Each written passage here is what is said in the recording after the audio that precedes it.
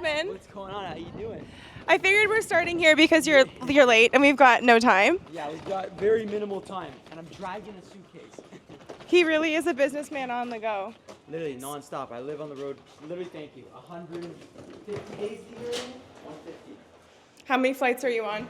Too many. 200 in the last 2 years. What fuels you? People fuel me. I think that the whole idea is like, my therapist asked me, what's my purpose? And my purpose comes down to lighting a fire under people's asses. And what I mean by that is like making people feel something to then take risks and be themselves. If people play the standard book of life, they go to the herd, and I think that that's where I want to create like an X and then go that way. Okay. So like my whole idea is just like show people they can win by being them and not by being somebody else. Like I played that game before. It's so shitty. Most of the world plays that game. That's what I've been loved about what you've been doing is that for anyone that says he's all personality, he's crazy, like no, like you have to know him. Like it's literally authentically you. Yep. All right, come in. We have some sugo on the floor if you want some sugo. No, I'm good. It looks good though.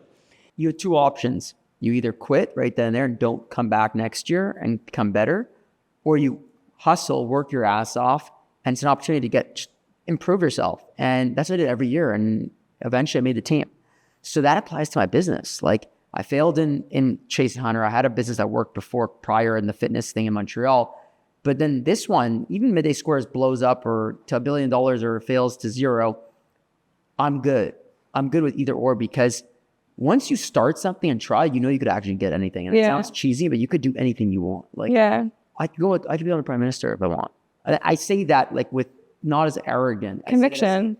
Yeah. And I just think that that's something I've seen over the last decade of entrepreneurship. I think entrepreneurship or doing what you like, self-employment, it allows you to see a lot that the world never shows you. Yeah. From good and bad. Like being okay to fail. Exactly. And accepting that. I think that if you don't accept it, you're fucked. Yeah. Excuse my language. It's a swearing podcast. Okay, cool. But where you were going with the story with your hockey, like I feel like where I was expecting the turn to be is like you nailed the walk. Like is that where the dancing started? You know why I never nailed the walk? Because I was small. I was always smaller than everyone else my age. I was shorter and I was like scrawny. So I felt insecure. I really did feel insecure. That's what kind of why I went to fitness later on in life. So I could get more like fit and fill the shirt, which didn't even fill my security, by the way. It was deeper than that. But what I did do great was not that. It was that I came back stronger every single year in terms of skill and hard work. So I kept applying the training, the working hard, the okay that I failed. And like the dancing came out of me just being fucking unapologetic. And I was like, people in this world need positivity. I need positivity. And when you're surrounded by someone that has that energy, you want to be around that. So I said, if I just bring that to business world, people are going to want to do business with me, not even for the sake of business, just because they want to hang. And it's gotten me investors, it's gotten me new retailers, it's gotten me media. Like it's crazy. It's a tribe. It's a tribe. Yeah, it's magnetic. That was a big thing for like, I knew you were onto something, but it was the moment that I saw the video of you dancing with that guy from the grocery store. Legend, Stuart. But it's understanding virality, and it's preparing yourself to be uncomfortable so that you provide a conversation or for something else for people to join in on. And like, it gave me joy watching that. And that's more than what most business owners are prepared to do. And I think that's something unique is like, I'll never forget, before even meeting Stuart, this guy's been dancing 4 years with this guy.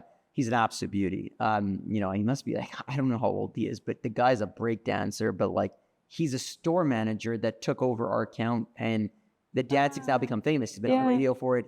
People go to him and say, oh my, you're the guy. And it just creates this really good energy between us and the retailer. But also, even if I wasn't doing MidDay Squares, I'd be boys with this guy. He's such a nice person. And I would still dance. But the dance really came, I'll never forget. We were raising capital on our first fundraising round. And we were raising 2.5 million USD. And we were a year in our business. And there was this amazing fund called Boulder Food Group. They're out in Colorado, Boulder, Colorado. And I remember we were meeting the rest of the team. So we met one of the guys. He came to fly into Montreal, and we loved them, and we wanted them to be our partners. Yeah.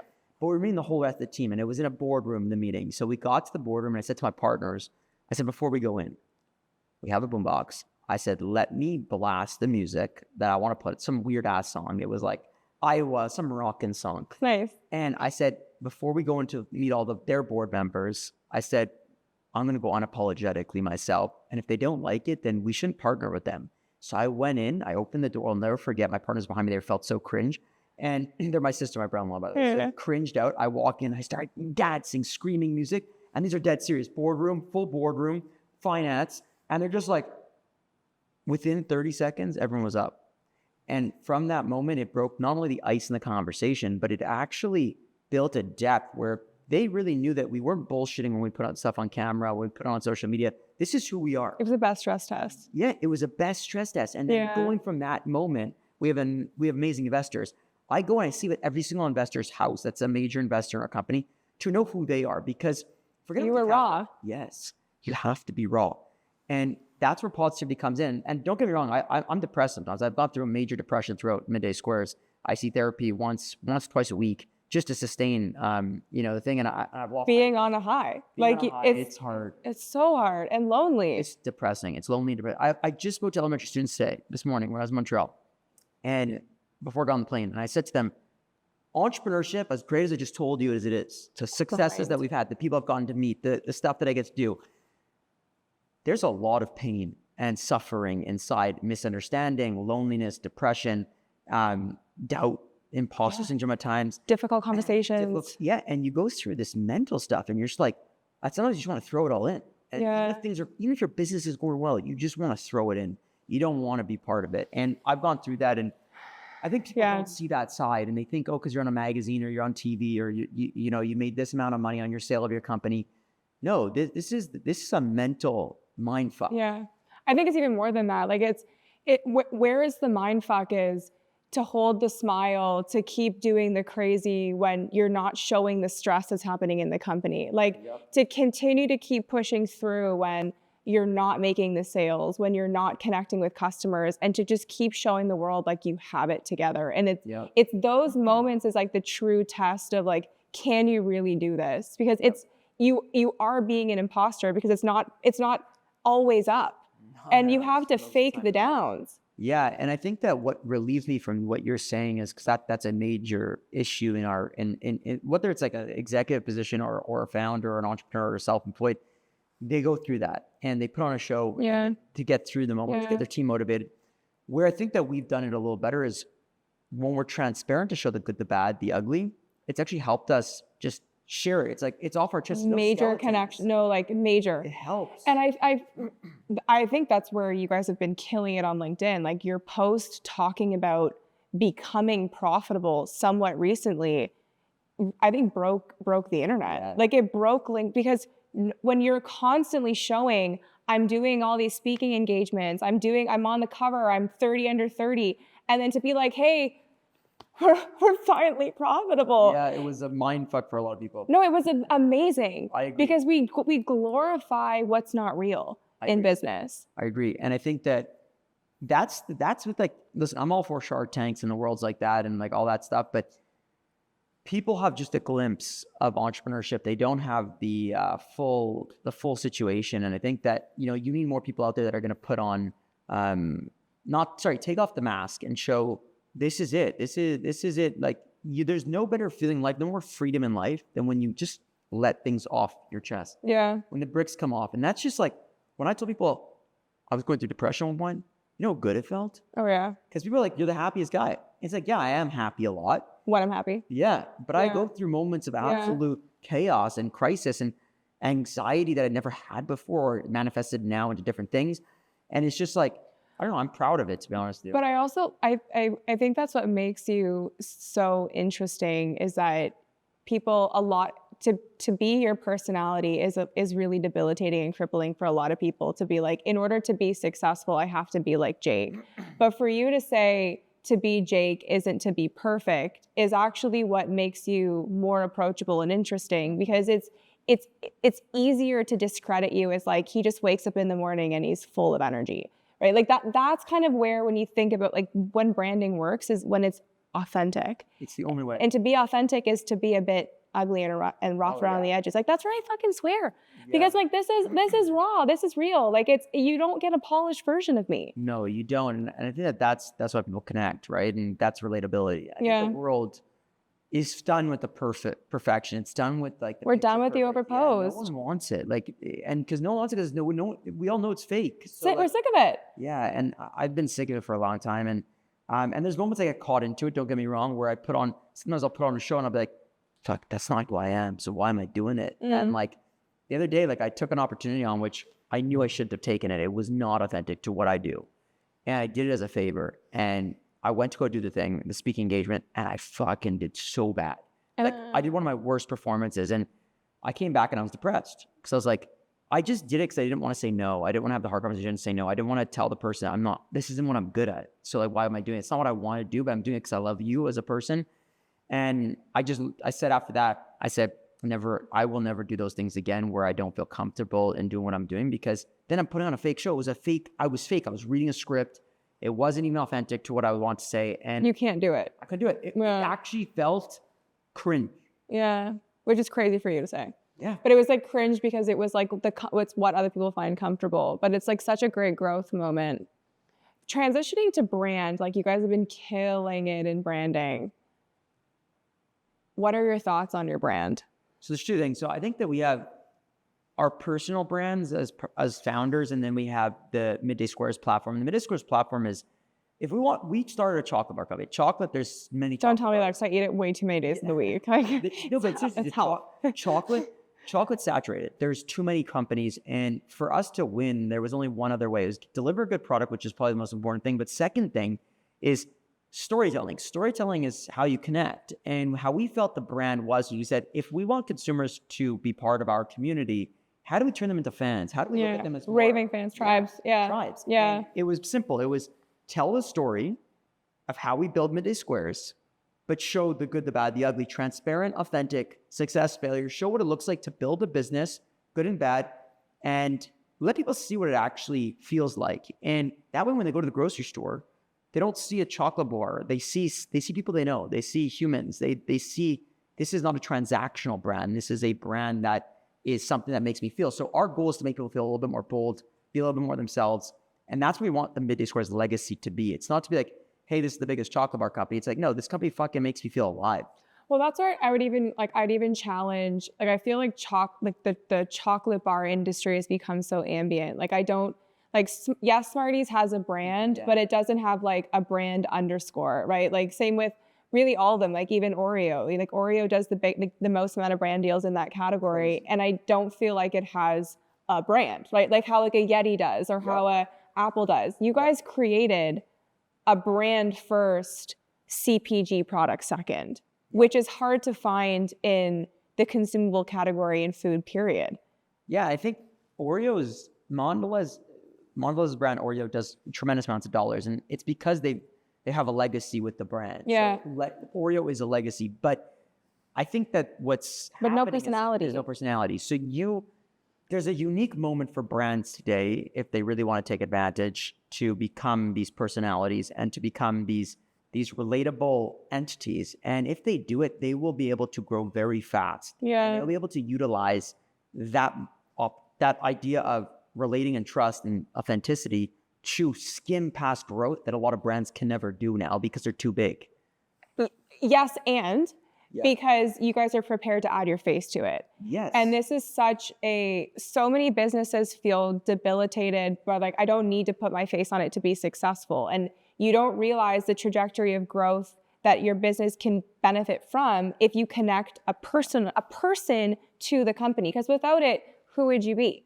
You're just a product, right? You're another bar on the shelf. But I think where the danger comes with some personalities is you need to be able to make sure that the product can eventually stand by itself. So let's say in a hypothetical scenario that we were not part of the business anymore, we would need MidDay Squares to still have its legacy and exist. And that's why what we're trying to do is as we build the company further and further, the storytelling is moving into more of, hey, this is a bold brand. Like Nike's bold, Nike's fun. Like when I wear my pair of Nikes, I feel cool. I like MJ, they bet on MJ. I like Tiger Woods. Yeah. They used to have. Yeah.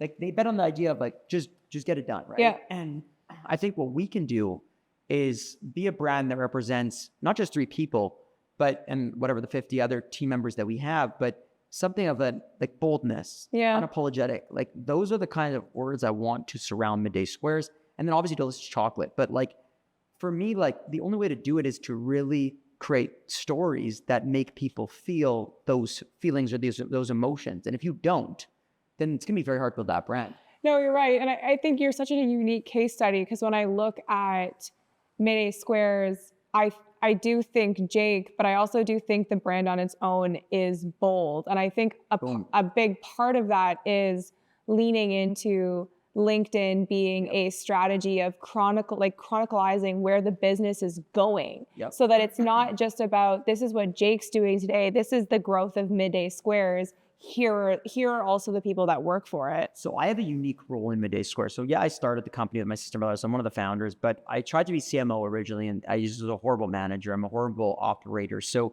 I'm moving to a role called the Rainmaker. And what it is, it's very independent. So I just have to make friends and make noise for the brand. So I make friends with politicians, celebrities, media, journalists, investors, and retailers. And I consistently build real friendships first. So no intention, no agenda.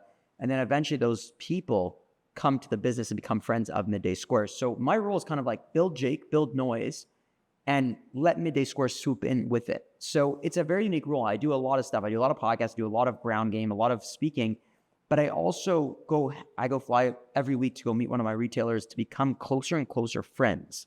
So my role is simply to keep our community, but then turn my community into the community of MidDay Squares. Yeah. So I don't have to operate the business. I don't have to do manufacturing. I don't have to do any of that stuff. So I can go be really crazy and wild and build a brand. You said LinkedIn before, and LinkedIn is this platform, which I think that a lot of people should take more advantage of, because I feel like LinkedIn hasn't figured itself out as a platform. I think it's not a social platform. Exactly. It's actually a business platform. Exactly. Yeah. For me, I'm using it as a social platform. Yeah. So it's actually stepping the because content. less than 1% of people use it right. Crazy. I know, the guys are sleeping. You're sleeping on LinkedIn. Sleeping. I know. There's organic content. It flies. If you get a post, like you're talking about the profitable one that we posted, when the black, I think got like a couple 100,000 views. No, it broke the internet. It literally broke LinkedIn. It was crazy. And then the amount of people influx from it, you know, I had news, I had this, I had all these things. And I was like, holy shit. I was like, because of LinkedIn? No, because everybody uses LinkedIn as like literally a display case for their ego. Yep. And you're the first person that's going to go on and just be like, guys, we're finally making $1 a profit. Like let's fucking talk about it. And the business world erupted because they're like, about time. Yep. And I just think that like when you're real, if you stay real and consistent, content on any platform will eventually hit. It's just a matter of time, patience, and a consistent ability to withstand pressure. Yeah. If you can't withstand pressure, don't put content out, because at the end of the day, you're going to put out things that people don't like. It's useless. Yeah, it's going to be useless. And you're not going to get the views always you want. You're not going to get 1 million views every single time. You're going to get 100, 10, 15. But if you stay consistent, eventually it will be rewarded. And I think that that's where people stop. They do great content, and then it doesn't work, doesn't hit, so they stop. And they're like discouraged. Yeah. You just got to keep doing your game and stop worrying about the ROI and the numbers. Tell your story. Tell a great story. Share it. Be authentic. Shout it. Be bold. Be crazy. Be authentic to who you are. Maybe it's not the way MidDay Squares does it, but maybe it's the way that XYZ does it. Yeah. You do that, eventually, it's going to naturally be rewarded. It's like when someone's just a kind person. Eventually, they're rewarded with some sort of friendship in life or relationship. I think it's even simpler than the way you're explaining it, and you nailed it by saying, I'm creating a friendship with the brand. Like, when you think about a friendship, it's like it's a mutual investment where you're getting and what you're taking. And when you're creating content that's raw, that's real, that's showing vulnerability, it's investing in that friendship that you want to create with that customer base, which is really why I think you guys have exploded. Like, I have felt like I've been friends with the brand for years. And like, there's, think about how many people from years past that create companies, like they become ambient, like you don't feel invested. No. And to use the word invested is a relationship. It is. Which is how you should approach creating good content, is they have to invest. You have to create. I believe that the future of marketing is the future currency of marketing is transparency and vulnerability. And I don't mean you have to get involved in world events. I don't think that's always that's someone that could be authentic to somebody else. But to me, that's not who I am. What I believe is that if you're just transparent and real and you deliver a great fucking product, whether it's a service or a product, Yeah. CPG product, whatever it is, you will win. Yeah. It just takes fucking time. Most businesses fail 90-something% close after like a year or something. So it's just like the odds are stacked against you. Don't think that just because you have a great idea, it's going to work. Even if you put the best content, best marketing, best community, it doesn't guarantee success. What guarantees success, in my opinion, is, I always tell this story. If you have a graph, if you input to that graph, like yourself or myself, average decisions every single day of your life. So average inputs, your output statistically will be average. So they'll look like this and a line straight.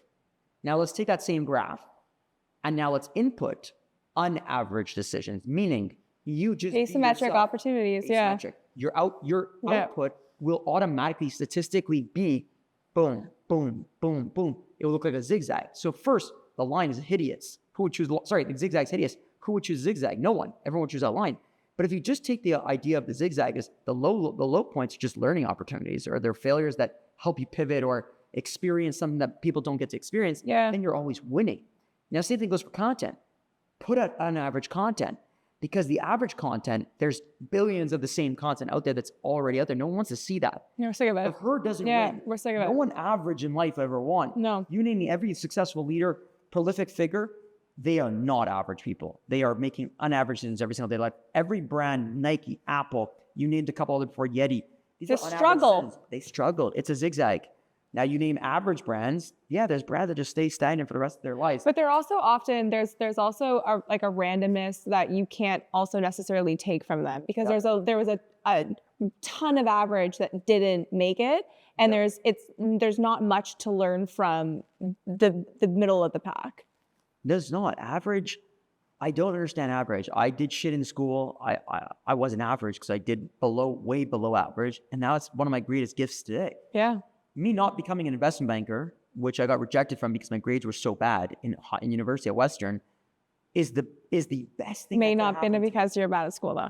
Yeah, but I teach classes now at school, marketing, but it wasn't because you're bad at school. Like, you also had a great social life. Yeah, that's a skill that I loved. You were so social. Yes, the most fun. But also, like, a critical moment in my life was, and people go through this all the time, is heartbreak. And I think people don't talk about this enough, but a person broke up with me, the person, but after 4 years, out of nowhere. And I was actually depressed at the moment when she broke up with me. I was confused, even though it was the right thing for both of us.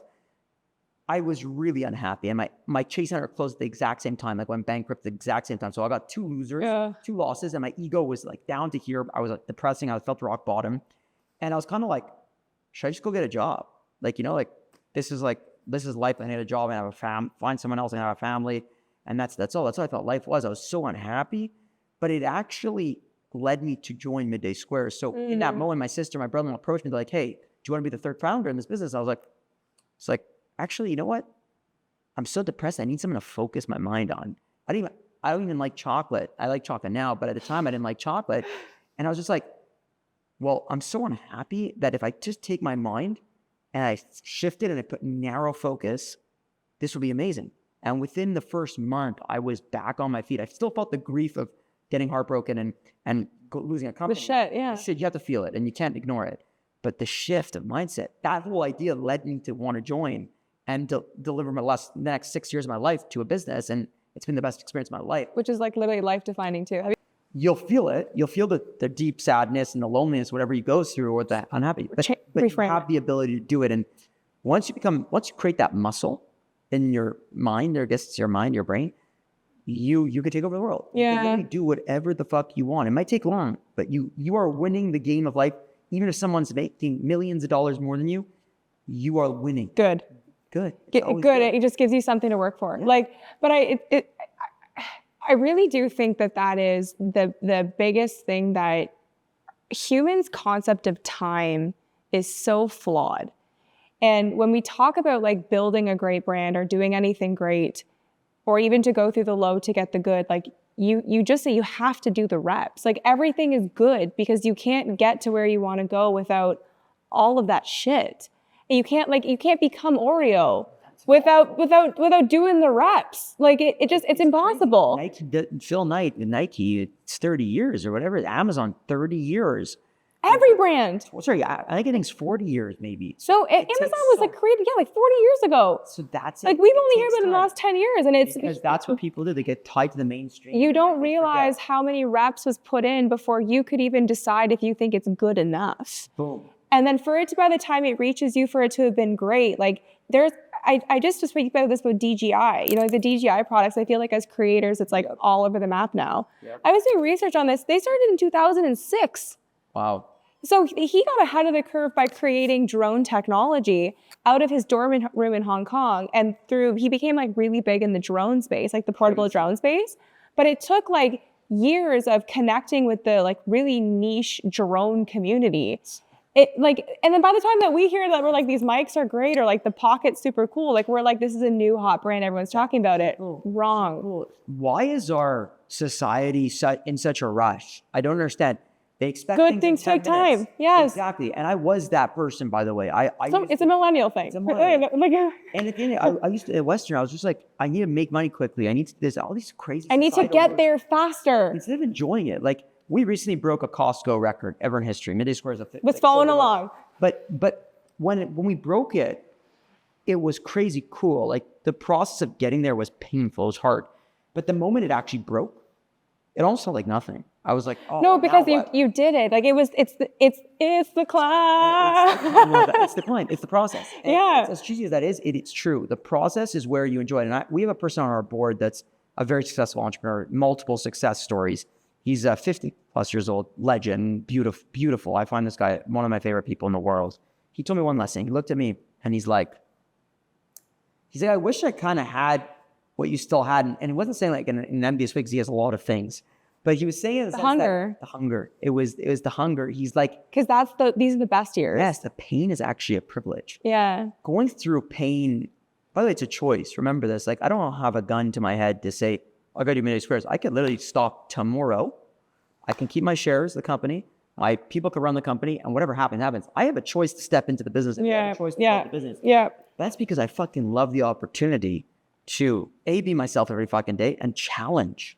Going through challenges, every day there's a problem. Every single day, and every day we have to solve those problems. So I don't know, for me. True artistry is torture. Yeah. Like it's gorgeous. It's an art. I think where I get the most wound up is I'm self-aware enough to say these are the best years. But where the anxiety sneaks in is not knowing what you'll be looking, like where you'll be looking back from. Sure. And that's the part where it's like, is it going to be a success? Is it going to be a failure? But when I really think about it, there's nothing else I'd rather be doing. Boom. Then you're winning. It's the art of torture. You're winning the present then. Yeah, and that's all that exists. That's all we have. We're our feet on the ground. That's all. Literally, I used to only live in the past and the present, and I was so miserable. Like I was literally comparing myself to 100 people. I wanted what he had. Looking forward to the weekend. Yeah, looking for the weekend. And I was just like, this isn't what life is supposed to be. And then what I mean by supposed to be is supposed to be for me. I don't mean for anybody else. And I start to learn that I gotta enjoy the conversation I'm having, the people you get to be with, and the ride. We have a short time on earth. Like we could die tomorrow, you and I. Like I know it sounds but we could. depressing, but it's true. So if you're not taking advantage of those moments, good. And before I got here, you were amping me up, and I think it's important because I felt unhappy because I was in an Uber. It was a horrible experience. The smoke smell in there was disgusting. My lungs were hurting. He got the wrong turn. I was in there for like 40 minutes, and it should have been a 15-minute drive. And I was saying to myself, I was texting you, and you're like, so let me all go. We're gonna come downstairs. We're gonna mic you up. It's all good vibes. When I got you, you're firing me up, and I was like, that's the energy that I'm grateful that I get to be part of. You amped me up when I was feeling low. And that's the beauty of life is like, most people would just stay miserable. But when I was surrounded by that, I was like, control you. Yeah. I had that. That was our moment. That was the present. And I amped up instead of being like worried about, my next event or this. I was like, no, I'm with you. And you're making me feel something right now. And I'm going to fire it up with you. And I picked myself back up. And that was what was cool. And in my past, I would have just been like, I probably would have been in the Uber and just canceled and walked out of the Uber and left and then canceled on you. And I would have been like, just because of my anxiety, worries, all this stuff. And like, it just didn't happen this time. I lived in the present and you amped me when I was in the present. So thank you. I appreciate it. I think this convo probably helped a bunch of people. Hope so. If I have you for... I don't know. I don't know how to read time. So it's his Rolex is fake. Yeah, I was thinking one. What is one thing that you wish you could tell yourself a few years back about the future of your brand, or what to do with your brand? Nothing really matters. And what I mean by that is, if I were to ask you to name me a prolific figure from 1850, it'd be very difficult, or even from 1920, 1950. No, I literally very hard. Can't do it. And that's only 100+ years ago. So doesn't that say something? Like, yeah. Are we all just like irrelevant? Yeah. Even the brands, I guess they live on like all this stuff, but maybe they don't. Some brands have shut that were killer brands in the 1920s that just didn't make it to today. What does it all mean? So what does it all mean? So that then it comes back to what I wish I knew, or what I wish I had, was just enjoying the present, because that's actually what you have. Yeah. So you can get your dopamine kicks not from just cheap going on social media, but from being present in the moment. And it's so cheesy, but this is the thing I wish I not only knew, but embraced. And yeah, we're all irrelevant at the end of the day. No matter how big MidDay Squares gets, eventually Jake Karls will die and people won't remember it. And I know it sounds crazy, but it's the truth. And you just have what's in front of you where your feet are. And, yeah.